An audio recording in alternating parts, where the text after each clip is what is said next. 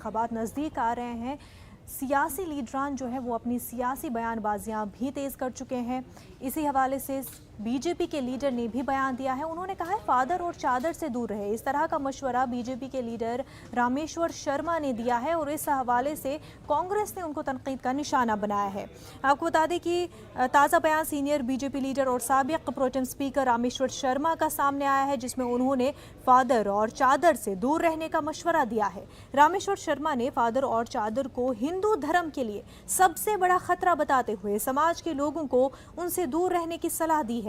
वहीं कांग्रेस ने रामेश्वर शर्मा के बयान को नफरत की सियासत से ताबीर करते हुए इसे मुल्क की फिरका वाराना हम आहंगी के लिए सबसे बड़ा खतरा करार दिया है।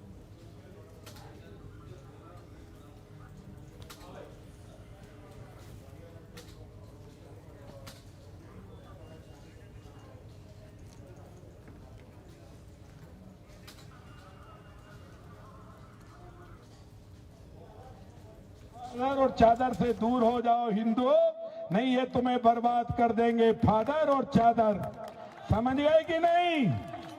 अरे समझे कि नहीं? फादर और चादर से दूर रहो, ये पीर बाबा से दूर रहो।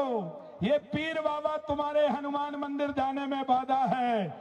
पीरों को पूजने वाले से बोल दो कि तुम जमीन में दफन पे भरोसा करते हो, हम दुनिया को जलाने वाले पर भरोसा करते हैं जो बजरंग बली है। हम बजरंग बली पर भरोसा करते हैं और इसलिए कल्चर में ध्यान रखो। गुड मॉर्निंग भूल जाओ।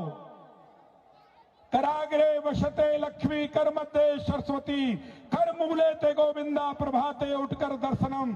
पलंग छोड़ने से पहले धरती पर हाथ टेक करके दो, हे कूक से पैदा करने वाली माँ तुझको प्रणाम है।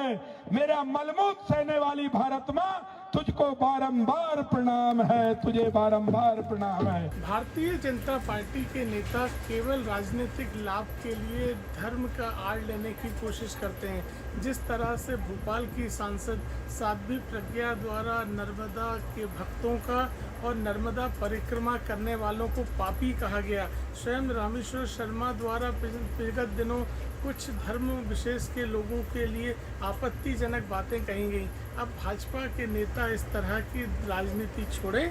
जनता समझ चुकी है भारतीय जनता पार्टी केवल और केवल अपने राजनीतिक मंसूबे पूरे करने के लिए, राजनीतिक एजेंडा पूरा करने के लिए इस तरह की बातें करती है, समाज का सौहार्द बिगाड़ने की कोशिश करती है। लेकिन